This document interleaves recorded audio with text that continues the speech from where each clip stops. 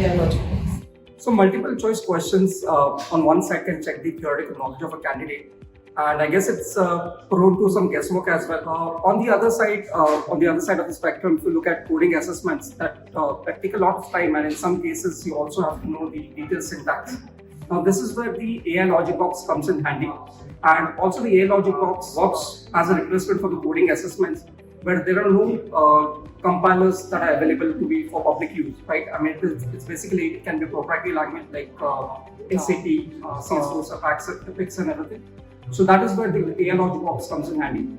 So the top 3 benefits, I think it's fun to code using AI-LogicBox. It does not require any compilers, and I would say it does not require a lot of time as a coding assessment requires. So I believe that those are the top 3 benefits.